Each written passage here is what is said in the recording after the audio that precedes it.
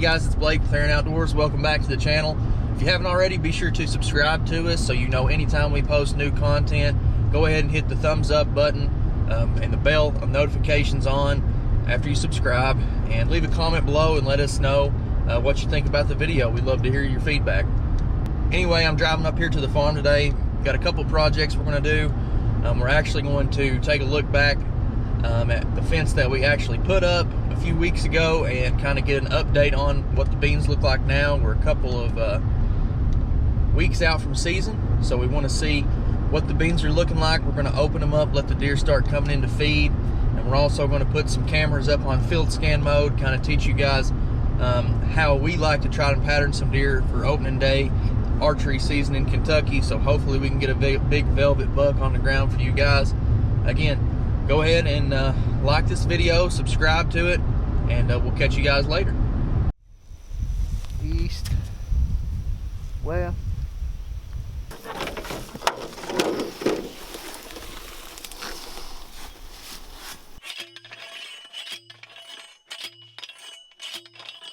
Well, it's July the 11th. As you can see here behind me, we've got a plot we've planted beans in. We planted this on Tuesday. It's Saturday now. We've had a little bit of rain. Walked out through here. Some of the beans are starting to sprout, starting to come up.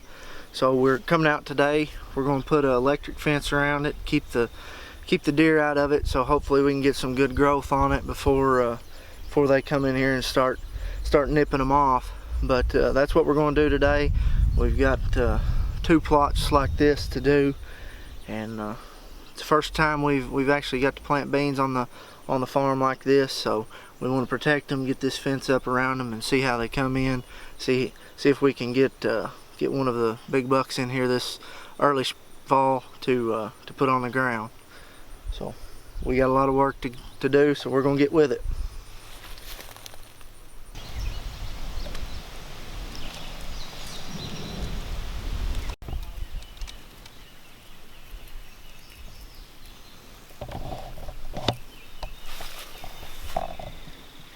Came to the end of the line and add another spool.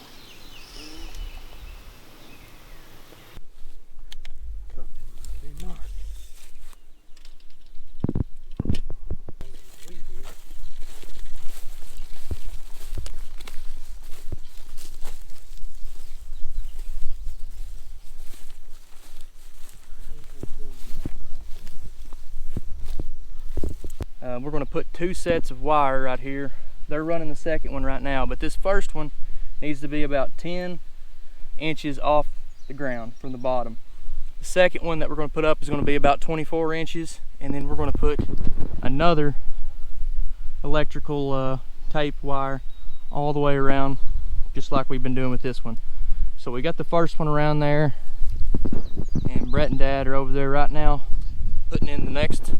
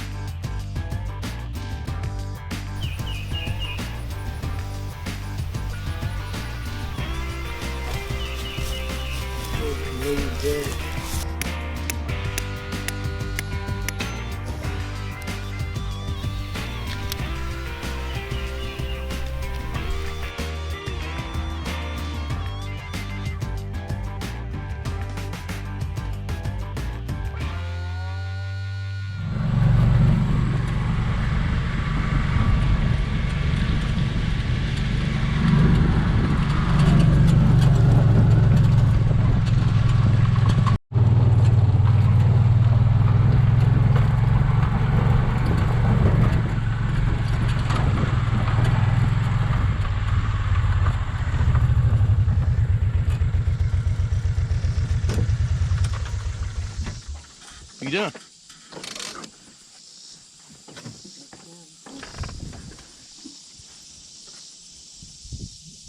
Ooh, hot too. Beans look real good. They look wrong. Yep. This contraption here. Huh? What's this contraption here? I'm just thought it'd be better to have something to roll it, that's all. Yeah, I agree.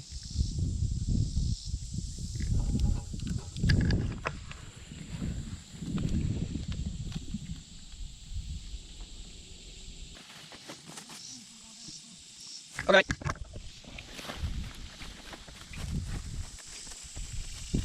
All right, this is the second year we've planted beans here in this food plot here behind me. And what we noticed last year whenever we did some scouting in the winter during all big snowstorm is these deer like to bed right up on this little side hill behind me up this haul road. Leads up to a secondary ridge, old haul road up there, and they like to bed up on top of it. And we were getting a lot of pictures on a Lucky Buck mineral site right over here on what we call the Graveyard Ridge, this little flat cedar point. So they've been coming down and feeding on that Lucky Buck and corn. So really what the idea will be this year is them coming off their bed from the afternoon, feeding down into this bean food plot that we got right here. And we've got two stands in this field, but the first one, the best one that we're probably going to use is in this big oak tree right here, this big willow oak. Had some good hunts out of it last year, seen a lot of deer, but we're pretty excited about it nonetheless.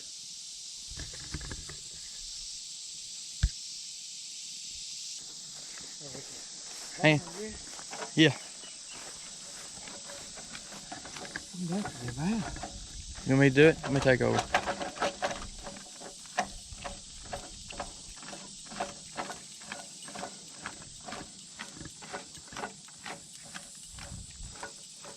All right, guys, here we are at spot number 2. As you can see behind me, we've got these beans. They're looking really good. I'm gonna take the fence up right here. Right here we got this feeder. We got a stand over my shoulder right there, and then we hung a new stand that you'll see shortly on the opposite end of this bean field, right in the edge of that holler where those deer like to come out. We've noticed that a lot, and we don't see them right until they're right up on us right here in this other stand. So we've got 2 spots this year. Pinching right there at the middle of that corn. We've got that old gravity wagon over there with the platform on it. If we want to put a blind up on it, we can use that for gun hunting. And really just very, very happy and pleased with how the beans have done this year. We got the right rain at the right times. And this is the food plot that Big D was last seen in. And Big D's the #1 on the hit list this year. He's a 6.5-year-old buck, big old 8-pointer. Had encounters with him the last 3 years, let him walk 3 years ago, and then just couldn't get it done on him the last couple of years. So he's #1 on the hit list, just a monarch of a buck, and hopefully we'll be able to wrap our tag around Big D right here in this bean field here in a few weeks. Yep. Well, folks, we're out here today taking up our electric fence that we had around the beans to get them a good start.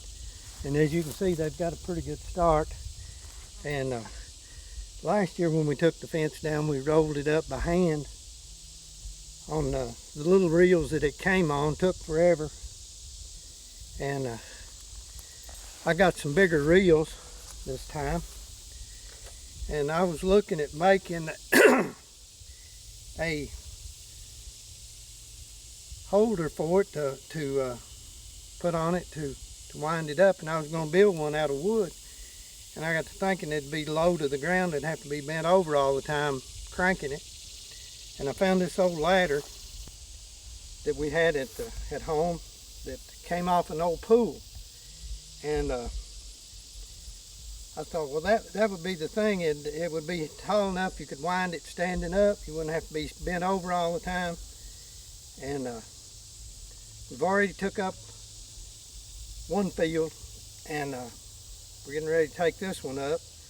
But what I did was cut 2 holes in each side to put this bar through here for it to roll on. It's a piece of PVC pipe, and I just cut it to go through there and to go through the reel, where the reel would actually wind such as this. You could keep it uniform going on, and that way it'll come off better next year, and it won't take hardly as long to take the fence up. But be handy if it had a little motor on it, but I didn't put a motor on it, so you just have to wind it by hand. But it still goes on really, as you can see, it goes on pretty quick. And like I say, we've got this stretched all the way around the perimeter of this field and around the corn and coming down this way. So it's a pretty good section. I don't know how many feet were on that row when we put it on, but we did have to piece it. So it's a pretty long piece of fence, and but it works pretty well. All right, guys, we just got the fences down on both food plots. Now Dad is coming down here to the creek behind me. We're going to fill up the sprayer, and we got a couple of small micro plots, I guess you could call them, that we're going to spray right in the head of one holler on one. I mean, it's not even 1/10 of an acre. Just a really small micro plot that we're going to sow in wheat and maybe some turnips or something. But it's surrounded by corn and woods all around. It's kind of a nice little safe spot for deer to come out and feed as they go on out into the fields of an evening. So that's what we're doing now. Dad's coming around here on the tractor. We're going to get it filled up with spray them, and then I'm going to go and check some cards and put some cameras out.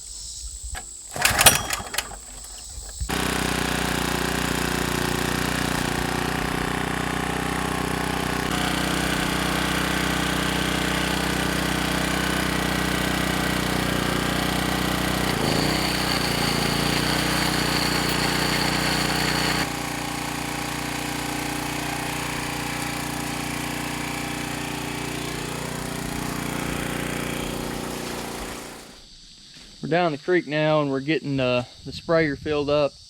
And just to show you kind of how we've got it set up here, of course we've got a creek running down the middle of the farm, so Dad's brought his generator down here, and we've got a pump with one end going down there into the water to suck up the water, and it's running through over, and we've put the hose down here in this little hole, but we've got this t-shirt in there to sift out some of the rocks and some of the stuff so where the sprayer won't get clogged up. But just way that Dad figured out how to do it that best suits us whenever you're doing these small food plots on small farms. So if you don't have the big equipment, this is proof that, you know, it can be done. If you've got little odds and ends here and there, you can make it work.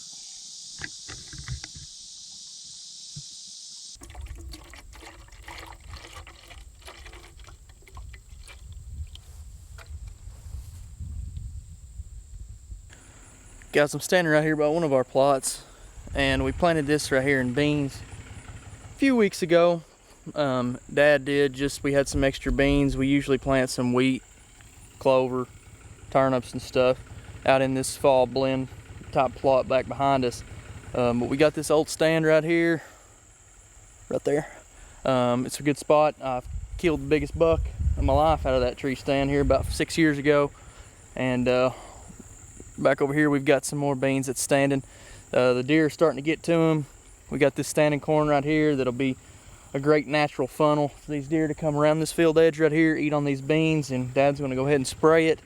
And then we're going to, here in a couple weeks before a good rain, we're going to sow some more wheat and some turnips and stuff in there with it. But just looking initially down through here, it looks like there's been some deer nipping at the beans, so it's doing its purpose. We didn't fence this in or anything. We just thought we'd let the deer just eat them as they come up, and we'll sow stuff over top of it later on.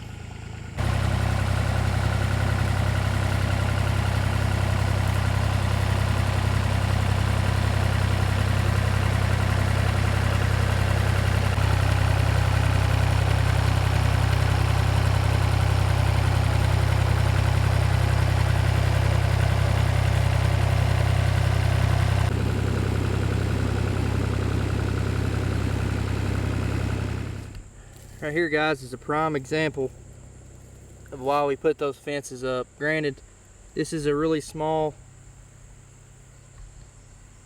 food plot,